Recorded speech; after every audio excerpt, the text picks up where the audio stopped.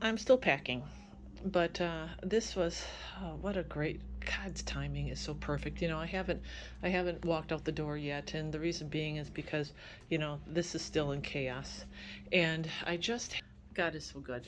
Pastor Robert just came in, and I showed him all of this, and he's like, this is me. He says, I used to pray for a wife who was very organized to come into my life. And, she would organize the kids, she would organize everything, and I wouldn't have to worry.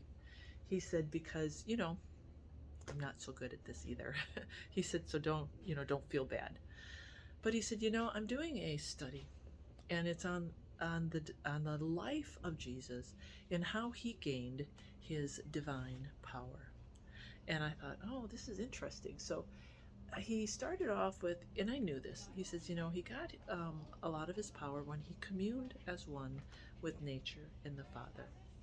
Okay. Number two, he said, did you know that when Jesus rose, when they found his clothing in the tomb, that it was folded. It was folded. He says we're told that through the spirit of prophecy, that it was folded and placed on the edge of the tomb. He said, think about that. He says, here Jesus is. He's resurrected. And it's not like he's like, I'm done with this earth. I'm done with being, all of everything, and I'm throwing my tunic on the floor and I'm going up to heaven. No, he didn't do that. What did he do? What he did was he folded up his tunic. And you know how powerful that is? It's powerful because it shows us a couple things. It shows us the mindfulness of Jesus. It showed us how organized and detailed he was and how important it is. So, if we want to model our life according to Christ and his character, shouldn't we be that mindful when we get up in the morning? Shouldn't we be more mindful when we are packing and caring for the things in our life? Shouldn't we have more order? Because God of order.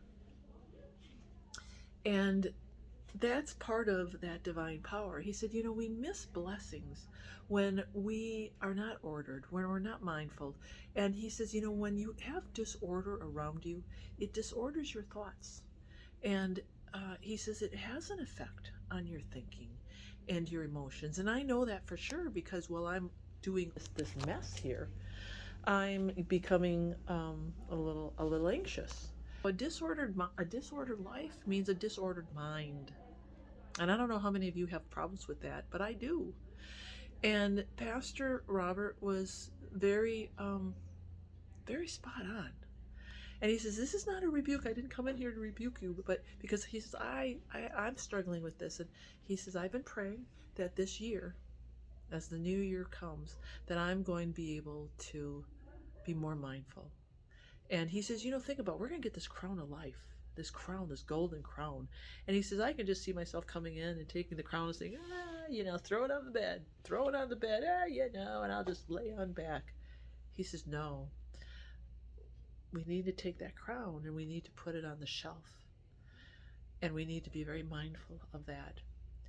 And he said, we need to start walking in that because that's the character of God. And that's where we get our divine power. And I thought, wow, that's really beautiful. So you see how God is giving me this tidbit before I leave. I'm trying to get out the door and it's not working. And it's not working because the Lord needed to remind me that, Starry, you need to surrender. And one of the areas I need to surrender is the way of how I I'm not organizing the things around me. I'm not paying attention. And it has an effect on my emotion.